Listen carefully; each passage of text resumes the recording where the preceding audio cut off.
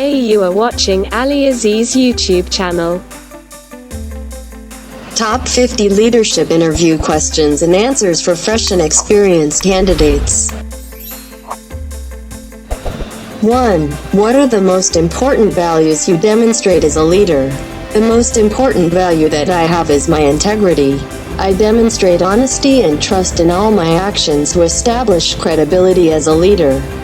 By having this conviction behind my words and actions, those who I lead or gain bought into the direction I take them.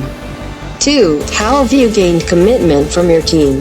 I gain commitment from my teams by influencing and persuading them to set specific objectives and also buy into the process. Once they have established cooperation and cohesion, they are on board to attain the goal. 3. How can a leader fail? Give an example of that. The leader can fail when they can't get their team on board with the goals of the organization. Factors outside of a leader's control may also lead to failures, such as available resources, time constraints, and the economy. In the example you give, make sure that you talk about how you dealt with a difficult challenge and how you analyzed the setback. Make sure you explain how to seek honest feedback to ensure that you learned from the failure. 4. What is the difference between a team leader and a team manager? A manager is able to handle tasks and responsibilities and ensure that others get their work done. The leader will inspire and motivate their team to achieve their goals. 5. What is your greatest strength? Being able to lead and inspire a team to perform their best and strive to achieve goals. I can do this through relationship building, being passionate about the goals, and influencing those around me. 6. What would be your greatest weakness? When I delegate duties to others that I know I can do better. However, if I don't delegate, then I could end up with more work than I can handle myself. I've taken courses in time management and learned how to effectively handle tasks to overcome this weakness. 7. How do you get others to accept your ideas? I talk about the benefits of the idea and how to apply it. I would stay open to other thoughts and change my ideas in a way that we can all agree. When you gain buy-in from others, you are much more successful in attaining the goals than when you make it mandatory to follow procedure.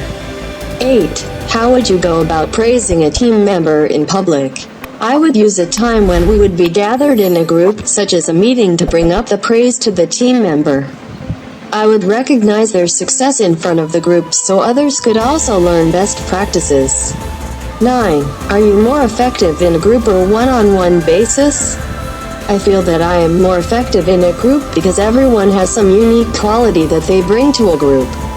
We can develop our interpersonal skills by helping those in the group who need it, as well as learning from those who are successful. 10. How would you go about getting cohesion among a team who disagree? I would find common ground between the members who disagree. I would talk about the importance of the overall goal and the implications if we didn't come together to achieve it. We would then work together to come to an agreement that is a win-win for both sides. 11. How often do you feel it's necessary to meet with your team? I feel that I should meet with my team at least once a week on a set time and day of the week. Communication among team members is critical, and this will give the team an opportunity to get together on a regular basis and talk about their challenges and best practices. Also, when our team reaches a milestone, a new project begins, an award or promotion is given, or when there is a challenging situation, I would want to bring the team together. Everyone will get the same message that way, and we can celebrate successes or come together in challenging times. 12. Describe a time you took a leadership position when you did not have the title of a leader. In this question, take an example from a situation where you were in a group and took responsibility to delegate to achieve goals. Show how you gained from the other members to follow your lead and the result of your leadership. For instance, in college we were put into groups of 4 to complete a marketing project. We had to prepare a 15-page paper and 10-minute presentation on a new product. We want to introduce that outside the US. I took the initiative among the group to lead a discussion on how we should split up the work when we meet throughout the semester and deadlines for each person's part of the work. Because I was the one to take the lead the discussion and had a plan in mind, I gained the buy-in of the other members quickly. I took everyone's email address and created a group email to help us all keep track of our progress and so we could help each other outside of class in our meetings. By the end of the semester, my group achieved a 95% on our project. 13. What sort of leader would your team say that you are? They would describe me as someone who will clear the way when there are obstacles and always has their back. 14. How do you motivate your team? I find out what motivates them individually so I can speak to how a goal or change is going to benefit them.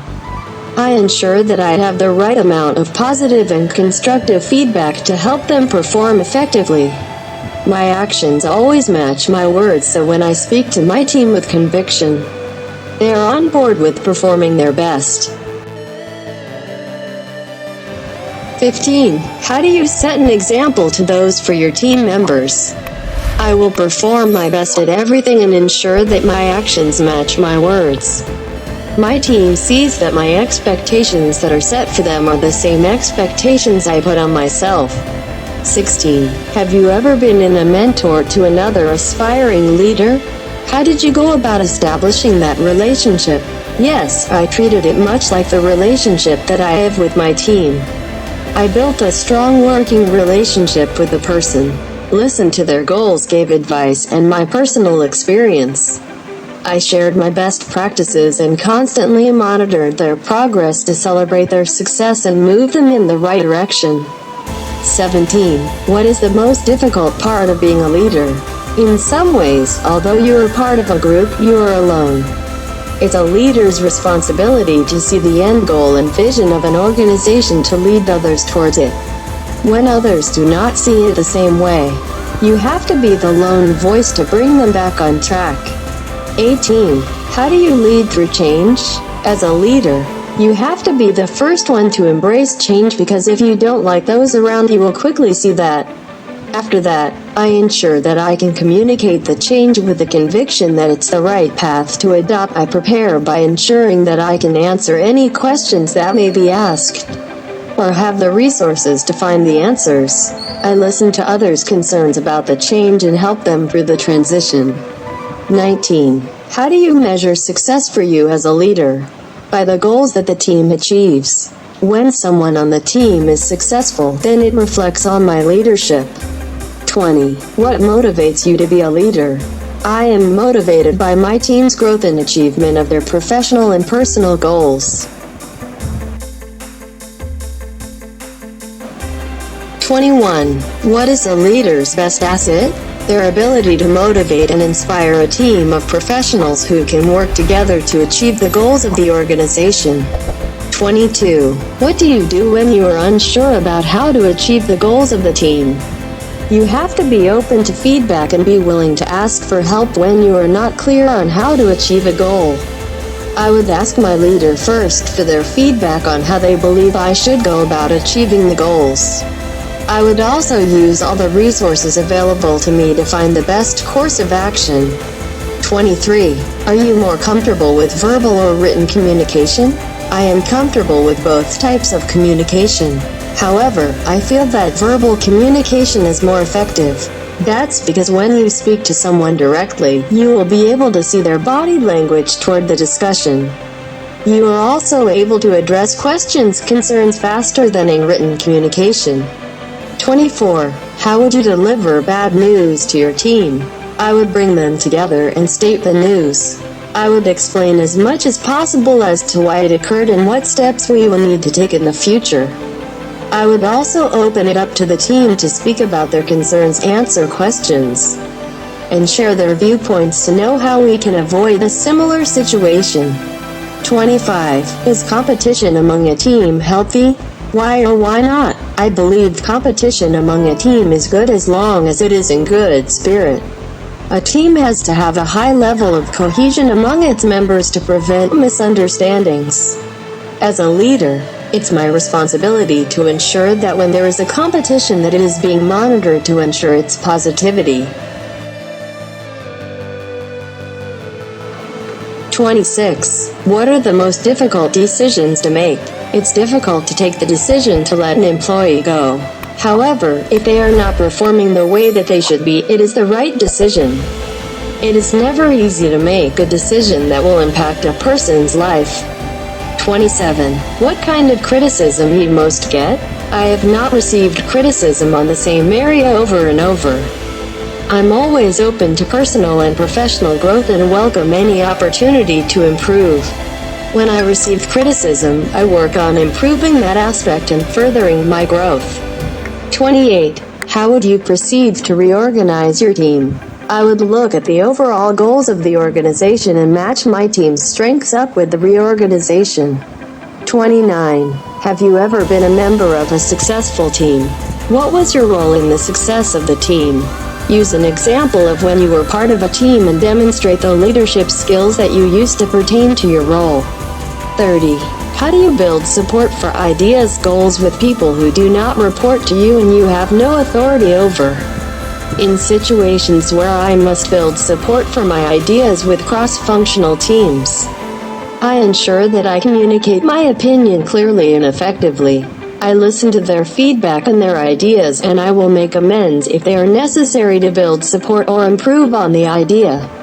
I foster an environment where an input is sought and validate my idea by explaining why it's the best route. 31. How do you go about resolving conflict? I take a mediated approach to conflict. I believe it's important to listen to both sides and understand where each is coming from. There is usually some common ground between conflict, and I start there and build.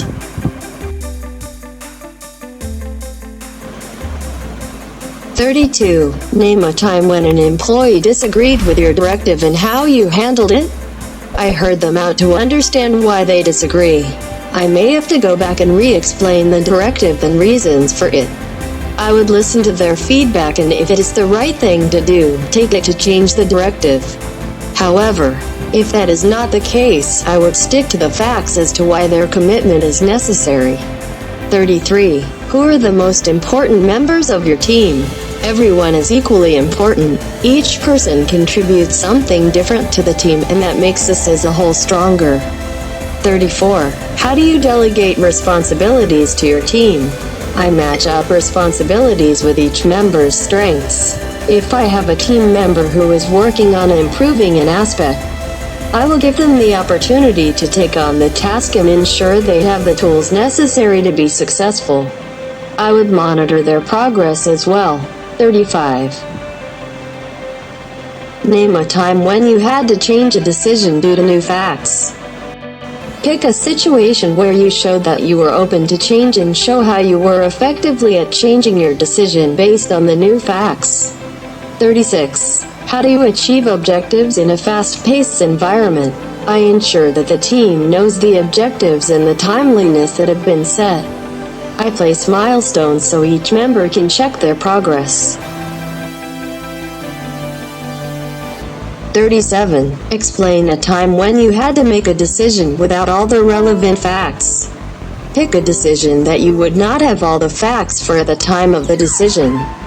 Make sure that you speak about all the different options you had and how you picked the best one out of what you had available.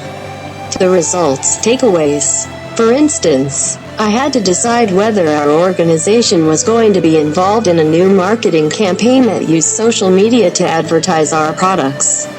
At this point, our company did not have relevant information on how successful our previous social media marketing campaigns were.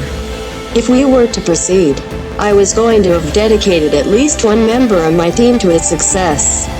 It would be time-consuming and if not successful, would take up a lot of productivity time. I decided to take part in the campaign because it was relatively inexpensive and the potential to gather information about best practices when launching them in the future. We ended up with a very successful marketing campaign with measurable results. 38. How do you formulate and present arguments to others? I look at all sides of an argument first so I know what may come up when I present my position. I base my arguments strictly on facts that are objective. 39. How did you handle a time when you had to make an unpopular decision? Talk about a decision that you made that was necessary, but not popular with your team. Explain how you communicated the decision, listened to their concern, and stood your ground on the decision. One possible answer: last year I decided to change our commission structure to our sales reps. I felt it was a necessary change because there were too many sales reps who were doing the bare minimum to collect a paycheck. Needless to say, many of the sales reps were upset with the decision. I reiterated the reasons for the change and ensured they had the tools they needed to be successful in the new commission structure. The organization saw an increase in their revenue and sales reps were making 5% more with the new commission structure. 40. What do you do to remain engaged in a conversation? I actively listen by paraphrasing what others say to me. That ensures that I am on the same page as the other person and keeps me attentive to the conversation. 41. How do you organize projects and tasks? I organize them by what is the most important and time-sensitive to complete. 42. Explain a time when you were not able to meet a deadline. Use an example where you were not able to meet a deadline due to outside factors. For instance, there was a big project that my team was working on, and I had split up the work among some members and myself. During that time, one member of the team had to leave due to their spouse getting a position in another city. He left at a critical time, and I had to reassign his duties to someone else. I make the new person work to speed with the progression of the project, and due to this was not able to complete it on time. We were still able to complete the project a few days after the deadline even with a change in the team member. 43. How have you rallied your team in the past in difficult projects tasks? I communicate my confidence in their ability to complete the project. I ensure that I remove as many obstacles as possible and they have all the tools, answers they need to complete the task. I ensure there are clear expectations and open communication. 44. How do you encourage the development of your employees? I develop my employees by being a mentor, giving effective performance feedback on a regular basis, and coaching. I take a personal interest in the development of my employees, and when they see that I am committed to their growth, they are more motivated. 45. What is the most significant change that you brought to an organization? Provide an example that shows how you demonstrated your vision to make a positive change in the organization. Also, talk about the results of the change. For instance, at my previous organization, the management team came up the ranks and never had formal management training. They did not know how to lead their former peers and were uncomfortable having productivity discussions with their teams. I felt there was a need to train these managers on the skills they would need to be successful. So I made my case to the leadership team on why it is important and provided examples I was seeing. Due to this, all managers go through a rigorous management training program that prepares them for their new role. 46. Have you been developed an innovative solution to a non-traditional problem? In your example, show how you promote change and innovation. Solutions to unique problems occur when there is a constant information flow in all directions to ensure responsiveness to change. For instance, I was responsible for a sales team in my previous position. A separate production staff handled the orders that my sales team would prepare. This production team had difficulty making the deadlines that my sales team promised their clients. In addition, the product was sometimes not customized to the level the client was looking for. So I decided to change the process that our sales reps put in sales order by having the sales representative communicate with the production team who was responsible for each client's product. This helped my sales representative create achievable timeliness in a product that was the way the client expects. 47. What is the role that leadership plays to a manager? A leader's role is to communicate with clarity to the strategic vision to the management team. This vision must be able to be in the form of a clear direction and plans. There should be clear priorities, objectives, timeliness, accountability, and performance measures. 48. What leadership style do you use? This answer should be based on the type of organization you are joining. You should show that you will be able to change your style in different circumstances. 49. How would you go about developing your team? I encourage training courses, soft skills workshops, on-the-job mentoring, and coaching. 50. Have you ever taken on a job that you were unqualified for? In your example, show how you are not afraid of taking risks to achieve goals at work. Demonstrate your focus on the job at hand and how it inspired others. For instance, I took on management responsibilities in my previous position to take the place of my manager who had left. I did not have any management experience, but I knew that the team was not going to be able to be effective without a leader in place. I may have made a few mistakes, but ultimately was successful in taking on that additional responsibility. The upper-level management was impressed by my growth and efforts, so they ended up promoting me into that position.